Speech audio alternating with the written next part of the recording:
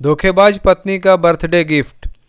संदीप की शादी एक सुंदर सी लड़की से 5 साल पहले हुई थी, लेकिन उसे हमेशा लगता था कि वह उसे धोखा दे रही है, क्योंकि उसकी पत्नी के कुछ व्यवहार बहुत ही संदिग्ध थे।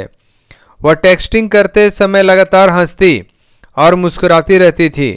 जब भी संदीप उससे पूछता कि वह किसे मैसेज कर रही है, वह कभी नहीं कहती उसकी माँ थी या कभी कह देती कुछ दोस्त। वह अक्सर देर रात काम पर से घर आती थी।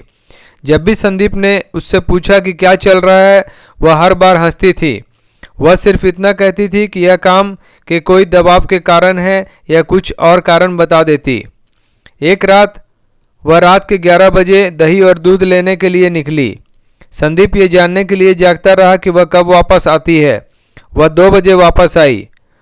अब बस इससे ज़्यादा संदीप नहीं बर्दाश्त कर सकता था। उसने कुछ सबूत हासिल करने के लिए एक निजी डिटेक्टिव को काम पर रखा है। संदीप अच्छी तरह से जानता था कि बिना किसी सबूत के तलाक के लिए फाइल आगे बढ़ाना मूर्खतापूर्ण होगा। जासूस ने अपना काम बखूबी से किया और कुछ ही दिनों में उसने संदीप को सबूत दिए कि उसकी पत्नी अपने एक दोस्त के साथ उसे धोखा दे रही है। संदीप उसे तलाक देने के लिए तैयार था, लेकिन उसने सही समय आने का और उस पर हुए अन्याय का बदला लेने का इंतजार किया। उसकी पत्नी का जन्मदिन कुछ ही हफ्तों में था। संदीप ने उससे पूछा कि वह अपने जन्मदिन पर क्या चाहती है।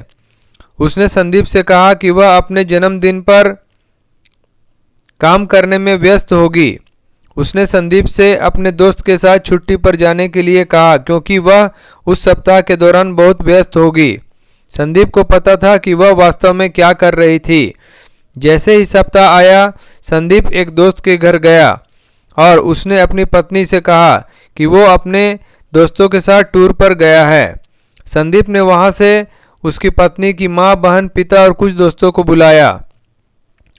उसने उनसे कहा कि वो उसके जन्मदिन पर उसे एक बड़ा सरप्राइज देना चाहता है। संदीप ने उनसे कहा कि हम उसे सरप्राइज देने के लिए उसके कमरे में घुसेंगे। सुबह का समय था। घड़ी का समय 7:15 था। संदीप अपने अपार्टमेंट के ठीक बाहर सभी से मिला। वो सब लिफ्ट में गए। वो अब कुल मिलाकर 7 से 8 लोग थे। उसकी पत्नी की माँ के हाथ में जन्मदिन का केक था।